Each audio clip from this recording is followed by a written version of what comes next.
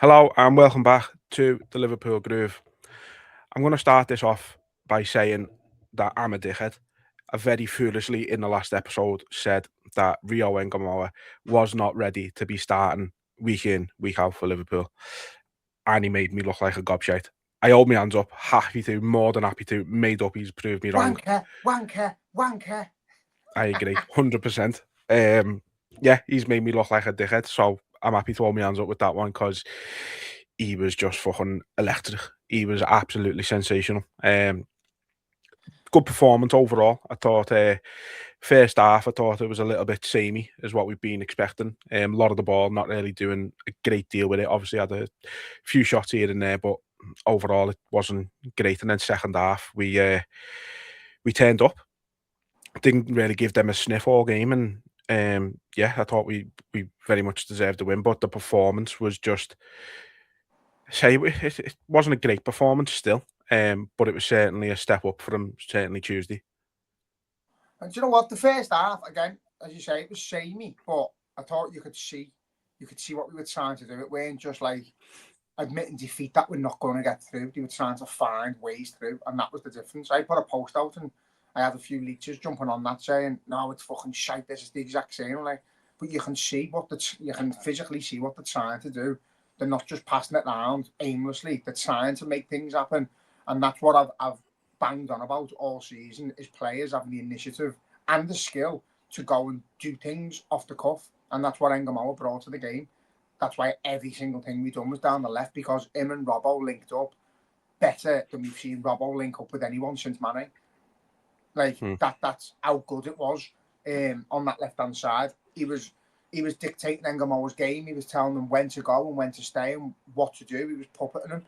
And a 17-year-old kid sometimes needs that. But then there was times when he went against the grain and he done what he thought was best. And he fucking got that poor right back, won't sleep for weeks. He tore him apart. They tried to rough him up. There was no rolling around. There was no little ego or any arrogance. He looked like a little kid. He got up, dusted himself down, and he went again. He just looked dead keen. And more his desire to to get back and to help Robbo. He worked hard for the team, but with the ball, to say when you think, and I don't want to be fucking compared, I don't want this to be dramatic, but when you think of players and you think of Mane's and your John Barnes's that get you out your seat, that's what Liverpool need to be seeing. And I'm not going to jump on the Gakpo bandwagon, but that's the difference in one player playing on the left who doesn't do none of that, and then a player who's quick, young, energetic, fucking happy to skip through players, happy to lose the ball because he's trying to be brave and trying to do something that's unexpected. And I just loved the performance from him. I thought he was fucking sensational. And I agree with you. I don't think we should be relying on a 17-year-old to pulls out the shit every week, but he's definitely good enough. I don't want to be relying on him week in, week out, knowing we haven't really got anyone similar to him on the left, because we need him. But I hope the manager sees that now. I hope the manager sort of admits to himself, if Gakpo's on the pitch, he's playing instead of Ekatike up front. And if he wants to do that, then again, the joy will be out on it. But for me, that left-hand side has got to stay exactly the same for the rest of the season until it doesn't work.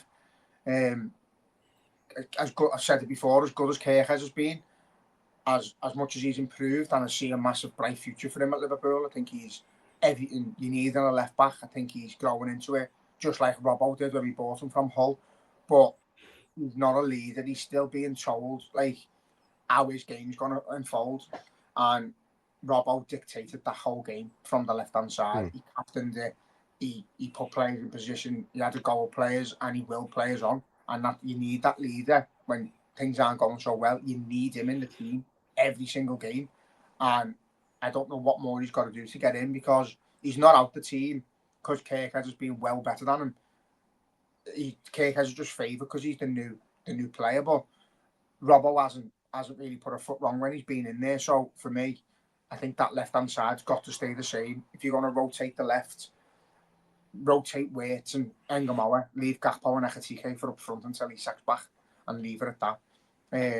But yeah, absolutely delighted with the performance. As I say, I put a post out about the first half and got a few a bit of shit, but I could see what we were trying to do. I felt like there was going to be a goal eventually, and 2 minutes of magic, and we got it. Yeah, no, absolutely. There wasn't a lot of negatives in that game last night, so I want to just get that out the way dead quick because I don't want to be dwelling on it, especially after the last episode where it was an hour of complete negativity. But I don't believe you. the only negative from it was the Wolves goal, and it come down from Szoboszlai trying to be a bit too smart with the ball coming out of the air. He's tried to bring it down, he's fucked it up. They've ran through. There's maybe a slight argument Alisson maybe could have done a bit better with it, but it's just one of them. Szoboszlai's the type of player he's not going to always do the basic. He is going to try and do something that's going to sort of bamboozle the defence a little bit and do it a bit different, and that's what he's tried and hasn't paid off. It's just one of them. It was the end of the game. It's meant nothing in the end. It would have been nice to get the clean sheet, but yeah, that was the only blip for me last night. Yeah, I agree. I think he just tried to reach the ball, and it's been a bit too far for him to get.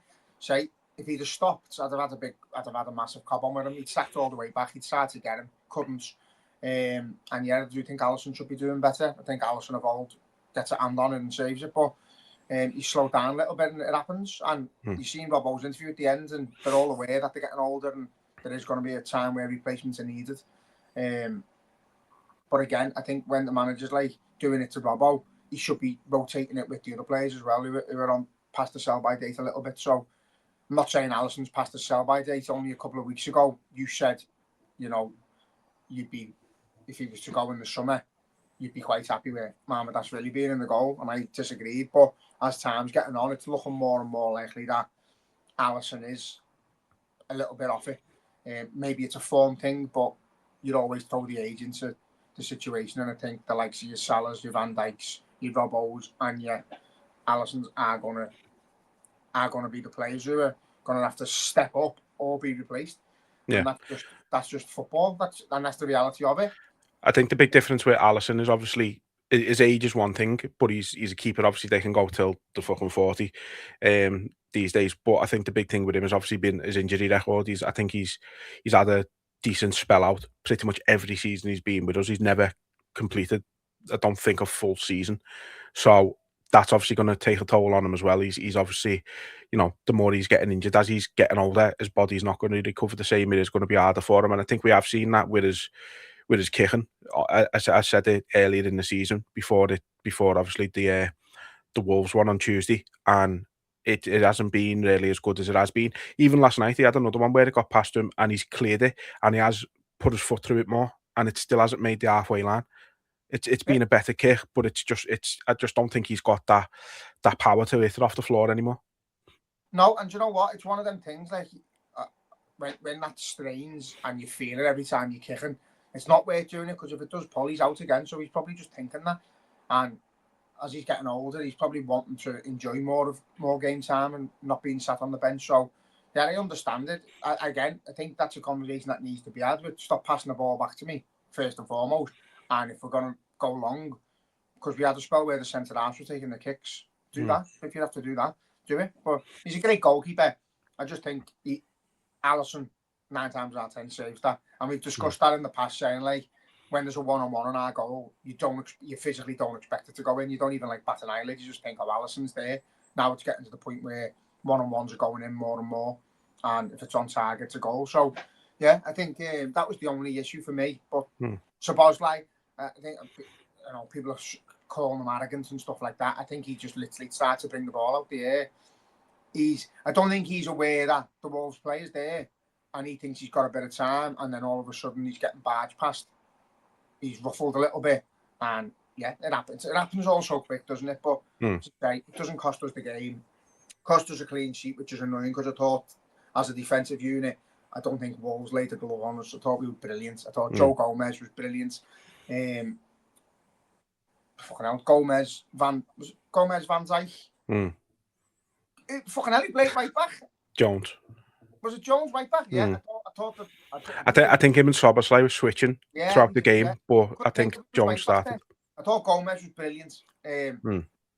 he looks a bit more assured on the ball than Canate. He looks like he knows where his pass is going before he's got it. He looks as if he sort of plays the game knowing he's only going to pass it if he can do something with it. He's only going to get it if he can do something with it. So, yeah, I thought he was great. Good to see him playing well. Van Dijk sound. Other than the goal, the rest of them were sound. I thought Gravenberch was well better than he was on Tuesday. Thought he was a lot better. He was a bit more forward thinking as well. Midfield, done what a Liverpool midfield should do, and it worked hard. It won the ball, it pressed, and it tried to get us on the front foot. So I was made up with the performance. So first half I could see what they were trying to do. Second half we got the reward for what we were trying to do, and yeah, it was just the only thing for me, Salah's performance. He didn't deserve a goal because he was absolutely piss poor up until he scored. But then when he scored, he started looking a bit more confident on the ball and that. And I'm hoping it's sad to see him really, really struggling. Every time he got the ball, he passed it back to Wolves, or he knew he couldn't quite beat a man, so he'd come back on himself and pass it backwards. And it is sad to see him playing like that. But then he gets his goal, and then he's timed the things we know he can do. So. And obviously a big part in the first goal as well. Yeah. Didn't get the assist obviously, but beat three men, megged one, and then passed it to Jones, who does get the assist. So, I don't know. It's like he doesn't know he can beat a man, and then he beats a couple, and his head picks up and he's like, "Oh, hang on a minute, I can still do this." And then as soon as, like you say, I think as soon as he done that bit for the first goal and got his own, he perked up then, and he looked like a different player. He was just playing with a smile on his face once we were up, and the pressure was off a little bit. And you want to see your best players being able to perform like that and have a little bit less pressure. And it's not all on him, so you need the other players to relieve a bit of the pressure off him. I think he feels. When Gerrard felt like he had the weight of Liverpool on his shoulders, I think Salah's the same. I think he feels it like that. And when it's not going too well, I feel like he feels he's responsible. So, yeah, I think to see him smiling again when he scored and hearing the fans embrace him, he's a fucking absolute legend. And a time will come where he's not here anymore because he's past it and he can't play for Liverpool because he's no longer good enough. But whatever happens with him, he goes down to legends. But we want to see him go out on a high. I think Carragher said the saying, leave the football before the football leaves you. It looks like the football's leaving him, but I'm hoping it's form. I'm hoping it's just a bit of body language, bit of a struggle with himself, that he's pissed off that he's not doing what he knows he can do, or that he's pissed off that his body's not allowing him to do what he usually does. And that little boost, 2 goals, 2 games, back up and fingers crossed. And again, not being the one we're solely relying on, because when Salah's on the right and Gakpo's on the left, we try and use Salah a lot more. With Engamoa being out there was players in the middle of the park who would look left, then look right, and then they pass it left because they thought Engamoa would produce more. And I'm fine with that as well. Yeah. I think one thing we have got to take into consideration with Salah in particular, all of the players, obviously, but I think he's a big one, is obviously we've spoke about it all season, and I don't want it to be used as an excuse still at this point, but obviously the Jota situation, he was one of the most sort of outspoken about how much he wasn't looking forward to coming back in the summer, and how much he was. I think he actually said he was scared to come back, and he wasn't going to be here. I think that I don't think we probably understand how much of an impact that's had on him specifically. I do feel like he's probably been one of the most impacted by that. I think his words were probably the sort of strongest and the deepest about it when it happened. Yeah, do you know what? I feel like we shouldn't feel like we do when we mention Jota, because I've got dickheads saying, "Oh, it's an excuse. You should be doing better." It's not, like, the professional players and the paid a hell of a lot of money, but that doesn't make you not have feelings and not miss your mate and not dread going to work because you're surrounded by him every day. Do you know what I mean? I said, like last time, it's the equivalent of me having a fucking cardboard cutout of our Jill and me ma at our dining table every day and going in every day and being reminded of them every single thing I do when I'm in the house. When they go to work, they're surrounded by pictures of them, there's flags of them, there's murals of them, do you know what I mean? His shirt is still up in Anfield, stuff like that. So you've gone there, lad. Everything's fine on my end. No, it went fuzzy. Yeah, but I just think, like, being surrounded by it all day, every day. I know there's stuff in the training ground of him, and I'm not saying, by any point we need to just forget Jota or replace him, but there becomes a time where you've got to go, let's not be surrounded by it all the time, because I think it's just a reminder of the sadness that they feel. And I think even yesterday, as lovely a gesture as it was, where the two fans are singing the Jota song together and that, it looked like it was, you'd swear he'd just come back from an 18-month injury. The feel, it was like a carnival in the ground. It was like a party atmosphere, smiles on faces and flags being waved and songs being sung. And that's what it felt to me like. I was waiting for him to come on the pitch. And I can only imagine what it feels like for them players to go to look around and he's not there because he's not coming back on the pitch. So I think there's loads affecting it, and I feel embarrassed for anyone who's saying, oh, it's just an excuse. That the human beings who have gone through fucking hell because the mate died in a horrific way, he also happened to be a fantastic footballer who would have really helped the team. And our manager's got to handle that every game and try and he can't have any say or anything to do with the players' mood day to day and how they react. So yeah, I think it's very difficult, and it's something we all said at the beginning of the season. Write this season off now. We all said it. Everyone with a brain, anyone with a heart who supports Liverpool or supports football at the beginning of the season said, listen, whatever happens this season happens, and then we go again the next season. We've won the league prematurely. We had no right to win the league when we won it. This is our transitional period. Whatever happens, happens, and then we go and lose Jota. So, like, we can't say that, and then because it's going that way, turn our back on it and go, oh well, that's not the reason, because that is predominantly one of the big reasons why this group of players are struggling. And not every week, it doesn't mean they can't pass a ball, but going to work when you don't want to go to work and having to face things you don't want to face every single day is hard to do. So I can only feel for the players. And if you want to call an excuse, you can call an excuse, but it's not an excuse. It's reality of what happens with human beings when they suffer loss. And you've got a group of 24 lads there who've lost a mate. So credit to them for turning up every week and training every week and still trying to find a smile. I'm sort of, yeah. When I think back at my words, it was this season gets a bit off, and whatever happens, happens. And I know many other fans said the same. So, all being well, we pick up and we can nick a trophy and we can get in the Champions League spots. But yeah, I think players like Salah are feeling it every single game, and then you've got players who are going to feel it here and there, and there's just moments where you just remember that he's not there. And it's a situation that none of us have ever been through as a footballer, but we've been through as fucking humans. You go to work, you got people who I lost my mum and my sister, and so I was off work for a year. You know what I mean? I was off work for nearly a year, lad. It's a grief you can't explain, and people deal with it different. I know people who've been off for 2 years. I know people who haven't gone back to work and haven't recovered. I also know people who've gone back days later because that's how they cope. We all cope different as people. So there is going to be players there struggling, and as I say, I'm not slot in or slot out, but when I look at the hand he's being dealt, and I think of how many other Premier League managers have had to deal, put the expectation on himself that we've just won the league and we're expecting more this season.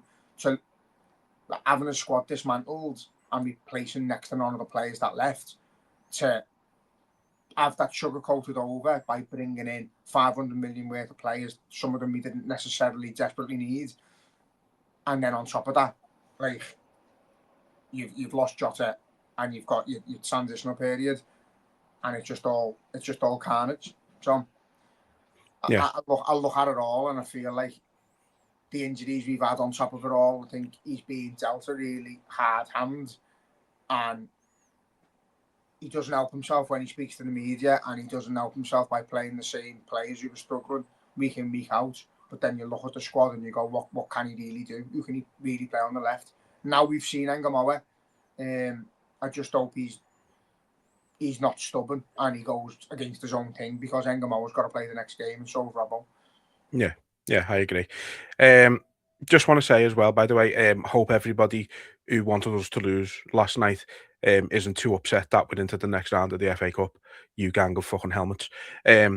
Anyway, just off the cuff that. Let's actually talk about the goals though, because I feel like we never actually do that when we do these. So obviously first one, as I mentioned before, bit of great work by Salah, getting past a couple of men. I think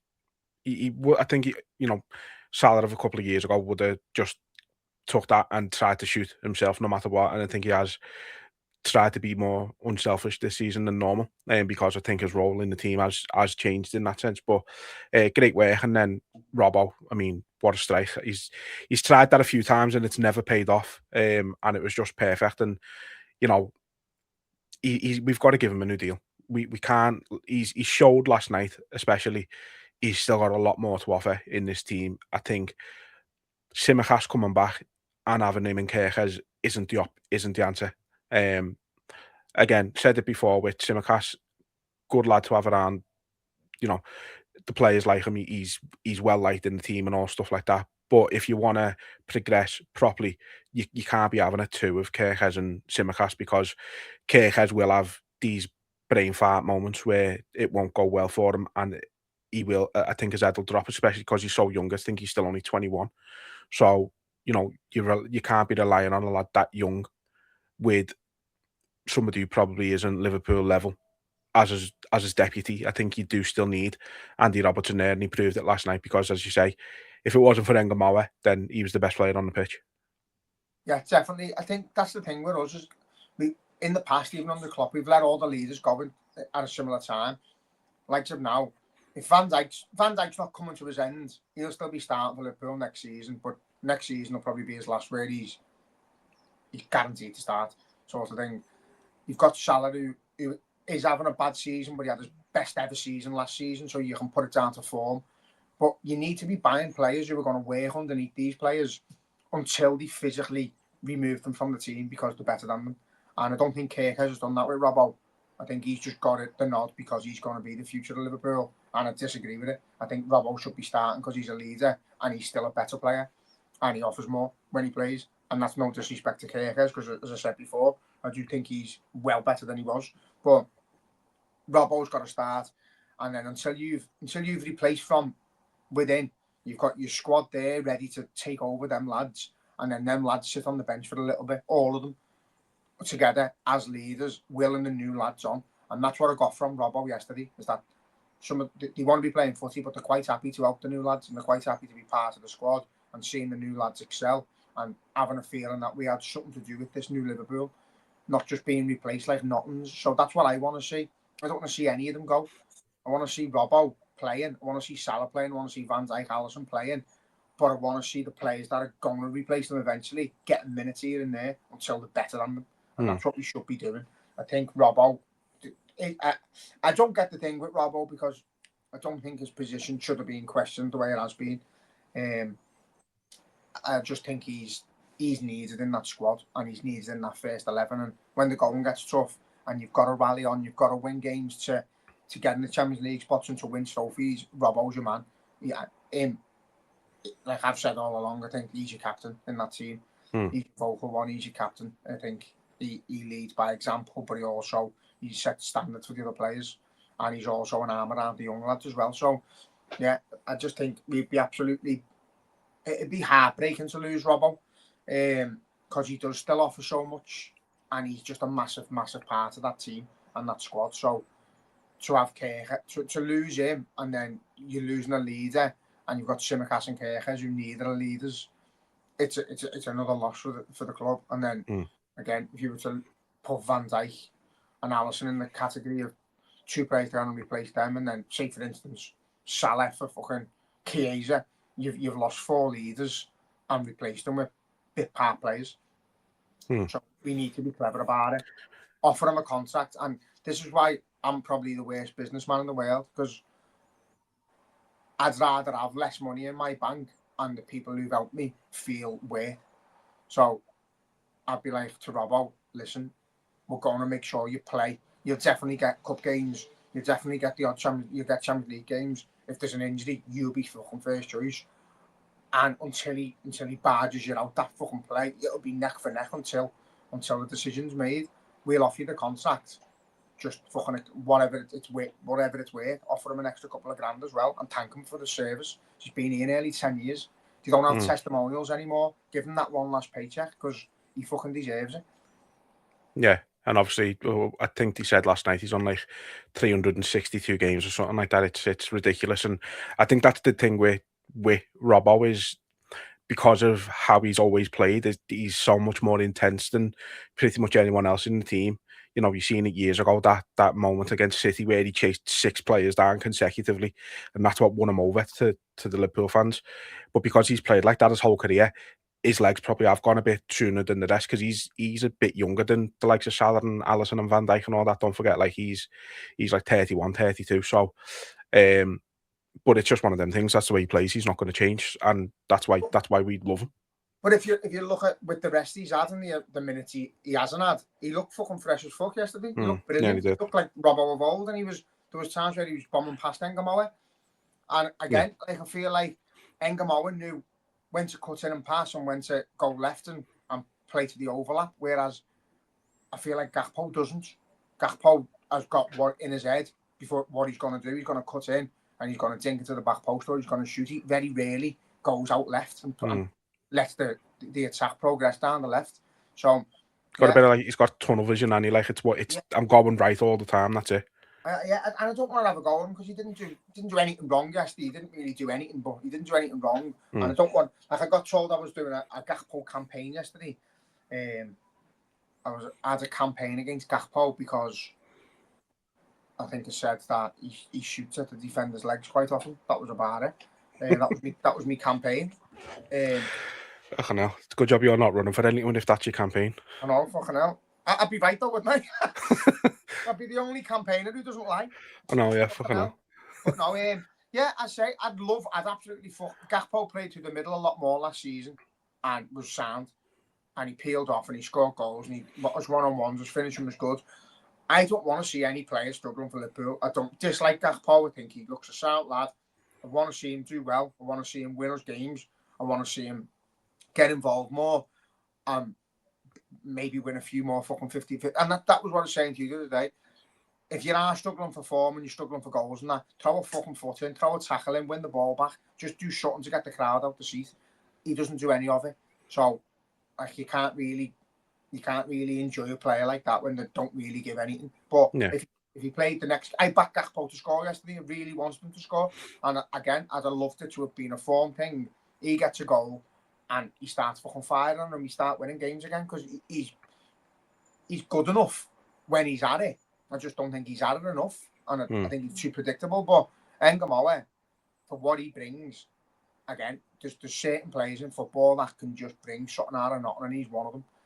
And that's not to say he has to start every minute of every game because he's exceptional. It's not let's not go over the fucking top with him. But have we got more chance of winning a game with a player like him who's unpredictable? Yeah. And it's as simple as that. We've seen the best version of Arne Slot's football yesterday. Not the best, but we've seen a better version. And that sort of backed his argument that we do want to attack and we do want to create chances and we do want to score because we had a player there who was enabling us to do it. Yeah. And unfortunately, the two wingers that we currently play every week don't fit the system. And that's it. I think if you've got Ekatike on the left and Isak up front and fucking go as far as going and say Verts on the right or Engamoa on the right or whatever, you've got 3 or 4 players there who add attacking outlets, who've got brains, who've got initiative and spontaneity in the attack to go and win football matches and find gaps. And that's all how simple football is. Your best players find gaps, and we seen that yesterday. When there wasn't a gap, Engamoa found one. Took the ball into one, he created one, and then other players were feeding off that and peeling away. And there was times where we were doing triangles and we pass and we move to the left and then want to cut in behind. That's just football. That's what we should be doing at Liverpool, and it was nice to see. I fucking loved it. Yeah.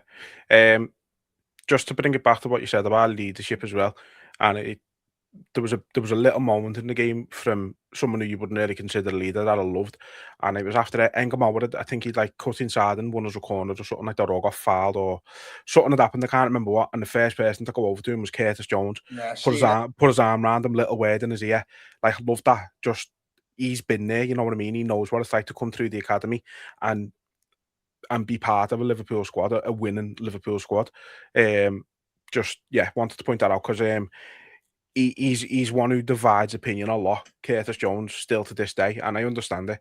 He's one of them. Like when he's confident and plays well, he's great. But even still, after all these years, he is still that player who wants 10 minutes on the ball every time and does lose it quite a bit because of it. But we'll come on to his goal in a second. But he took it brilliantly. But obviously, the second goal was Robbo again, and then Gamoa, that left hand side again, worked wonders.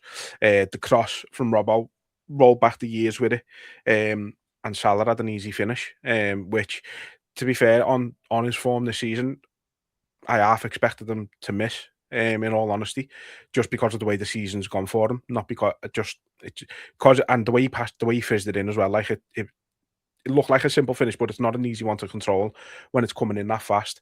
And then can obviously go anywhere. That it can go. 100%. Yeah, and obviously your best players make sure it doesn't. But he just rifles into the roof of the net again. Brilliant ball from Robbo, but that's where you want Salah in them situations. Like that's where you want your best players. I seen today as well. Sorry to just jump in. That was the first big chance he's had in the penalty box this season. He hasn't had a chance like that this season, apparently.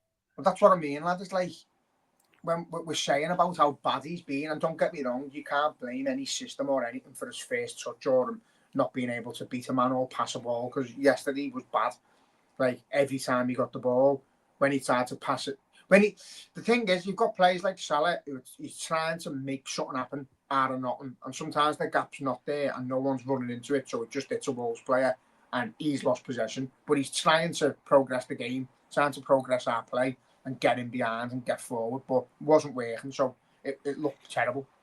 Every ball went to them, but he just tries and tries and tries, and he doesn't seem to let it get to him. He just keeps asking for the ball and he keeps getting on it. But again, I think I've said to you about the system. He's playing right wing in a team with no real striker most of the time, and different right backs all the time, and fucking different midfielders all the time. So he doesn't know his fucking head from his ass at the minute. You know what I mean? You can't really. He's played with the same couple of players here and there. Like during the better times when we've had Firmino dragging himself in, so him and Mane can get behind. All that's gone. Like it's a completely different style of play. Even last season, like we tried to do that a little bit. We tried to get Salah marching on, and he had an incredible season because of it. And then the system, the little tweaks we've made have just cancelled him out, because he hasn't got that blistering pace anymore, and he hasn't got that knack of beating three men. It's just not working for him. But that's because there's no one running into gaps in that form. If you see Salah on the pitch, he's often isolated on his own with nobody around him, no one to pass to. He's having to play long balls and fucking just try and get the ball away from where it is. So I feel sorry for him, and I hope the goal gives him a boost. But yeah, and again, the same for Gakpo last night. You can't blame him for not doing anything, because he hardly took the ball in their box, didn't get a lot of feed, didn't get a lot of service. Everything he done was from the left, and I think on another day, some of them balls across the box, if you've got an actual natural striker standing there, you score another 2 or 3. Yeah. But just his positioning, Gakpo's positioning wasn't great yesterday. He didn't really look like he knew where he needed to be. But that's the difference with Salah. Is Salah smells danger and he gets into the gaps. Yeah, I don't know. It's hard with Gakpo because he was drifting out to the left a lot still. But then Ekitike does that when he plays as well. I don't know what it is with having these strikers who can also double as wingers. Is when you play them up front, they don't stay up front.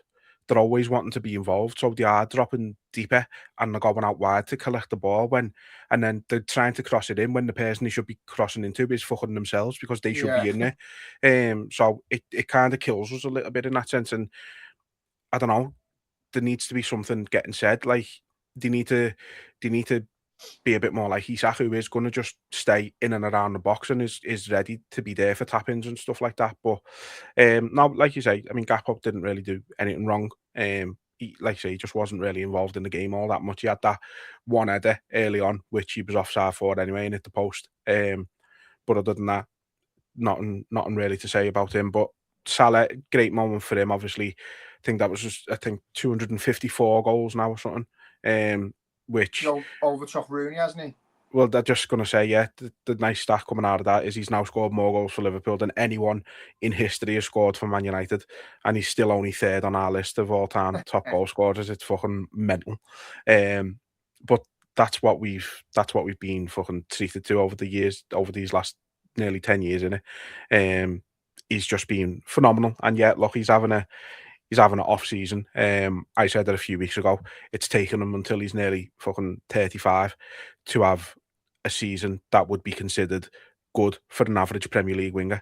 You look at Harry Wilson; he's getting all these plaudits this season. They're on about the same numbers, if not Salah's got more. And I know he's playing for Fulham and stuff like that, but Saka meant to be this elite fucking winger. Salah's got more goals and assists than him. I'd be willing to bet. Yeah, that's what and that's the levels he's set. As I say, an average a good season for an average winger is a terrible season for Mo Salah. So that's the difference. For some reason, people outside the Liverpool Football Club just want to see Salah fail. I don't know why.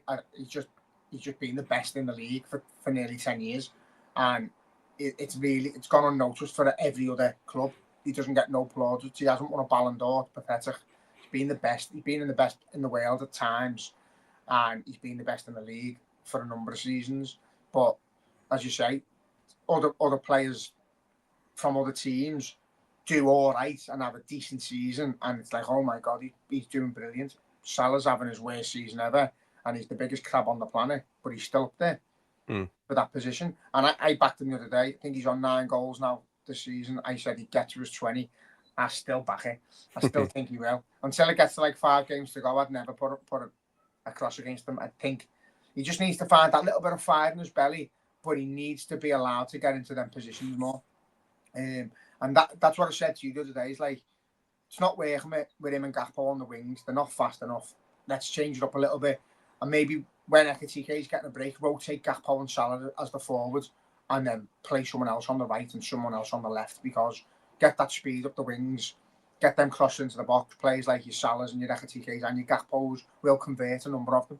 So that's what we've got to do. We've got to use your better players in the more dangerous areas. At the minute, Salah as a winger is isolated, and it's not working out. So do what you need to do. He's a bit older. Make him run a little bit less.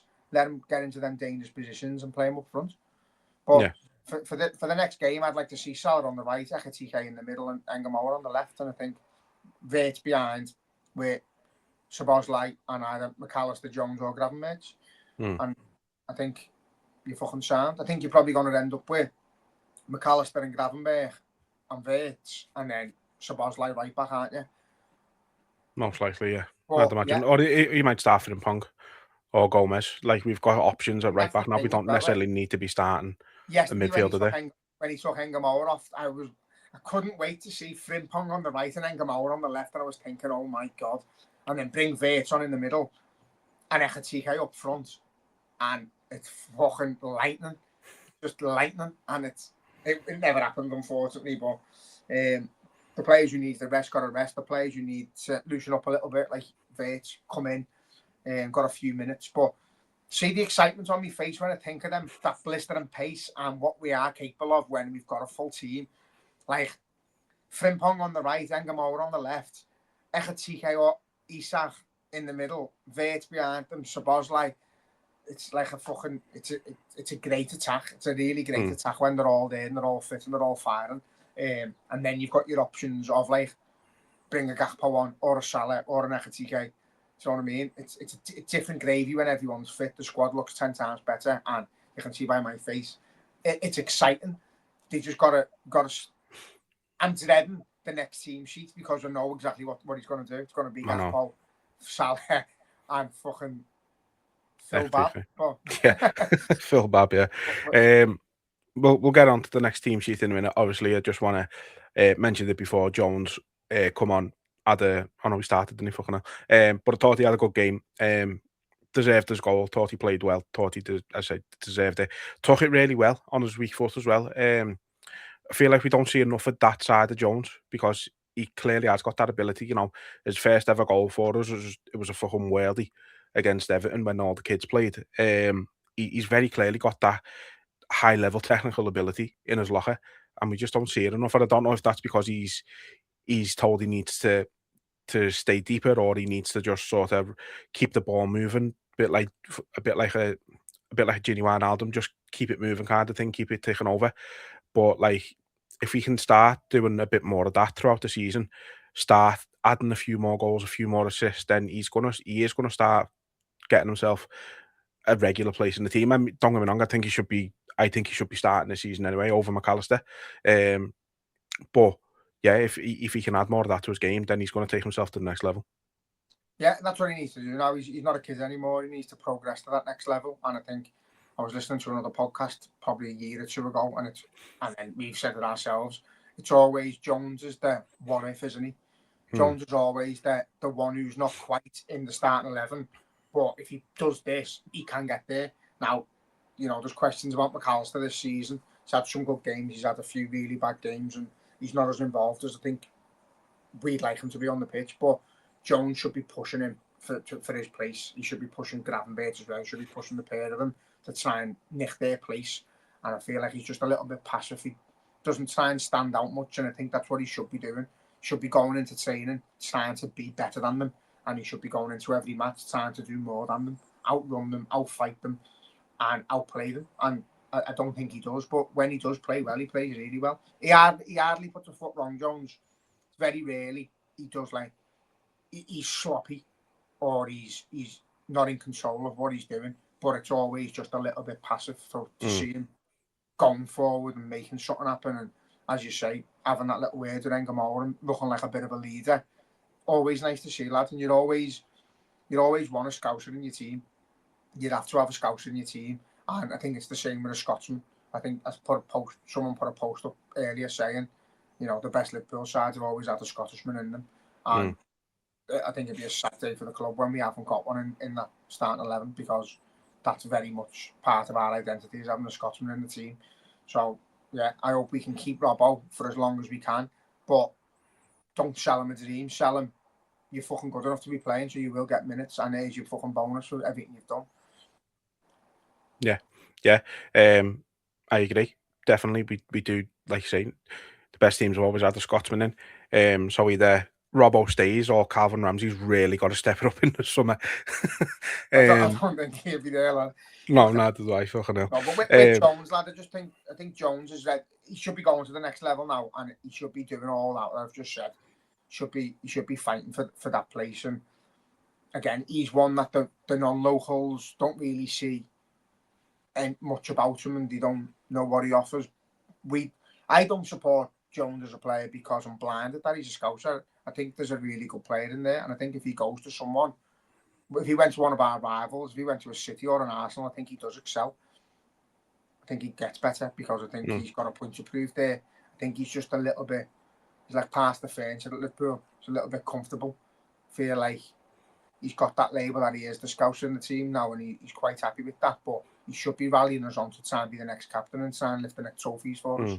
So that's what I think with him, you'd probably see a little bit, maybe not at the same level quite as much, but I do genuinely think you'd see a bit of a Cole Palmer effect with him if he did end up going somewhere who made him sort of the main man in that midfield, the one behind the strikers sitting there.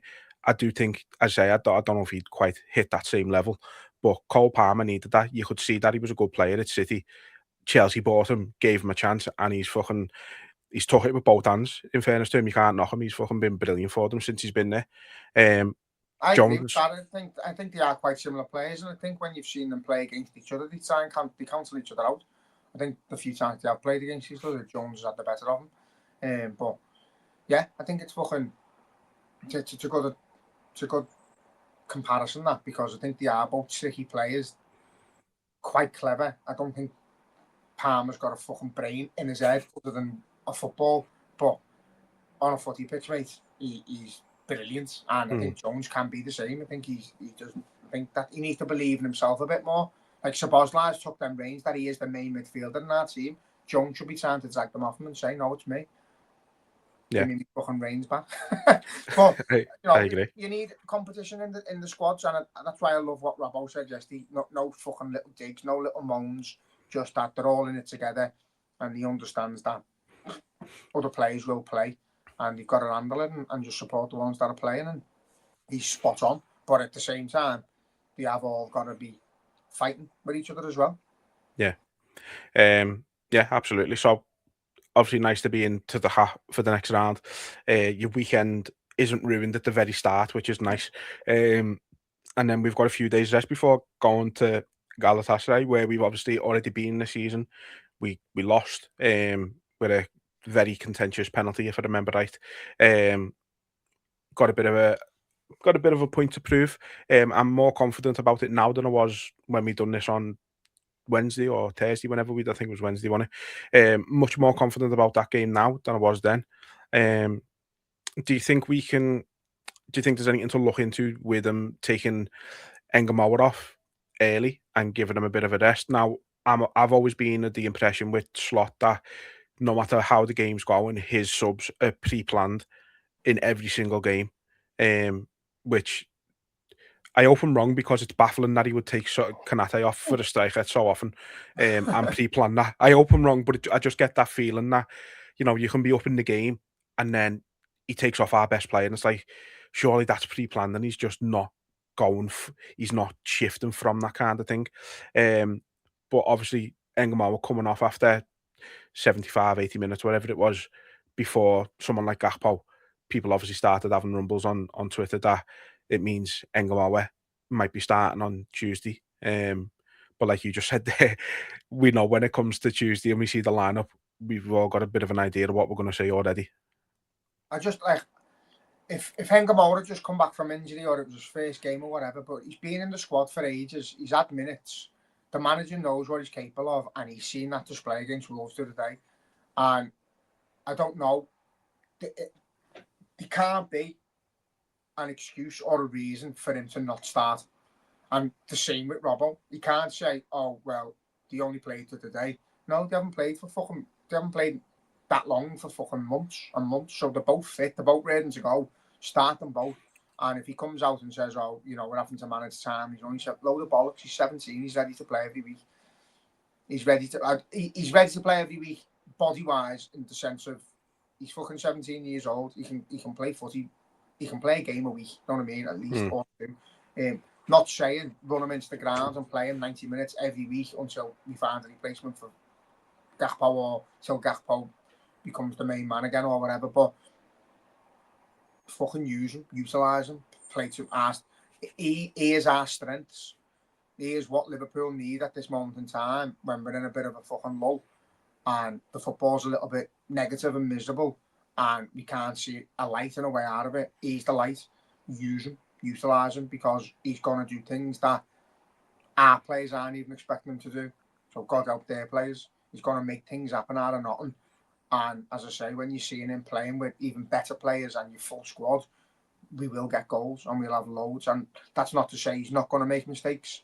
And he's got to play every minute because there will be times where he needs a little rest, even this season. But for the now, just stick to your winning team against Wolves. Obviously, strengthen the squad a little bit. We're TK, place if you can place Szoboszlai in the middle, place Szoboszlai in the middle. Get Kanate back in there, whatever. But keep that left hand side the same and use your best players all the time. That's all I can say. That's our argument, is that it feels to some of the fans that he's not playing as better players all the time. We don't know why. Yeah. No, you're absolutely right. It's that old saying, and you don't change a winning team. And right now, that is the case. So yeah, I'd love Engamauer to start. I'd love Robbo to start again. I wouldn't even be. I think even if you go Gomez right back, just to reward his good performance as well, and start Van Dijk and Kanate, I do think that'd have a lot more stability to it as well. I do think Gomez looks more comfortable at centre half, I must admit, but he's obviously very capable of playing at right back, and we've seen that, especially when Trent was there. I think he did see an improvement in his passing and in his crossing in his delivery in that sense as well. He is actually very good in that sense of things as well. So it's not like obviously he's not as creative as Trent. I don't think anybody in the world is in from that position, but he's certainly a good outlet to have if you want to throw Frimpong at right wing. That's an option as well. But at the same time, Salah, I know the performances haven't been good, but like again, he's 2 goals in 2 games. Do you really drop somebody who, on paper, is in form like that? No, I think that's what I mean. I think you keep Salah on the right, play Ekatike, play Engamoa. If Engamoa's having a quiet game, then you fall on Gakpo, or you put Ekatike on the left and Gakpo up front, and then you've got your outlet of Frimpong to come on.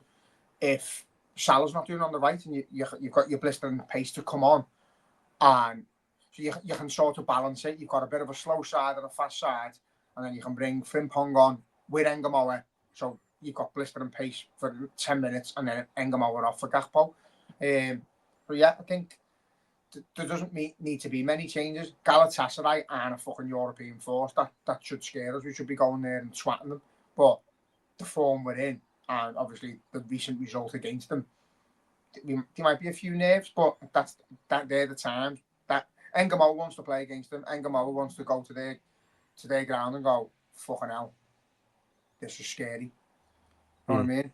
So he wants to go and witness it. He wants to go and play in a big European game in an atmosphere like that and feel what it's like to play in the Champions League properly against probably one of the most intimidating grounds in European football, to be fair. So it is horrible. But yeah, I think he's worth it. He's worth the shot. And again, you should be able to go, if it doesn't work with the kid, you can bring a Gakpo on who's an experienced footballer, who's played at Liverpool and he's won a league title. And we should be fine bringing him on. But I think you've just got to go for, let's go and win that game. Let's go and attack them. Let's go and show them what Liverpool's all about. Welcome to hell, my arse.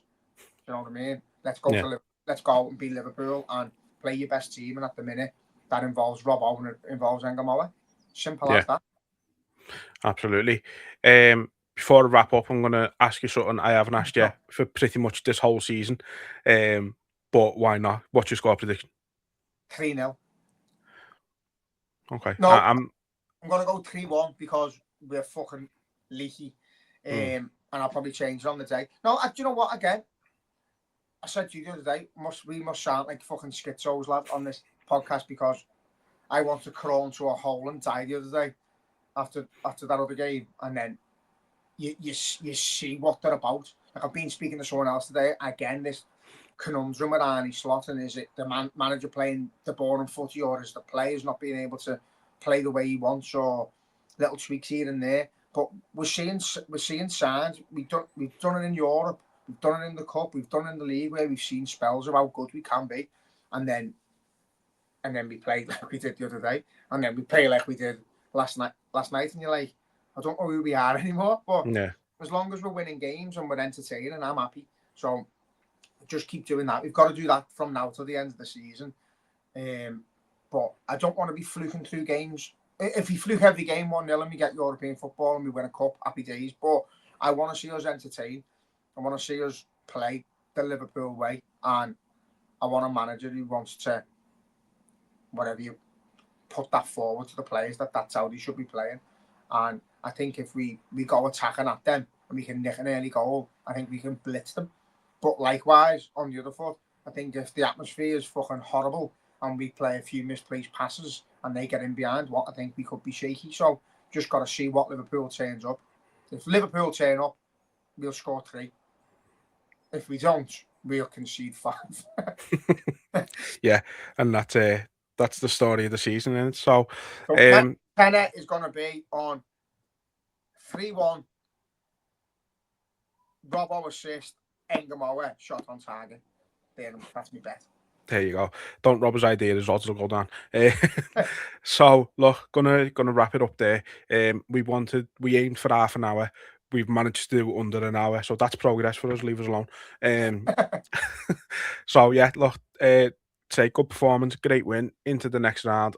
Galatasaray on Tuesday, and if we can get a positive result there, the season starts looking a little bit better. So yeah, let's hope for the best. Go there, get a win. Nice, comfortable one. Ready for the second leg. And yeah, we'll see you next week. Up the Reds. Let's go and do the fucking double. Come on.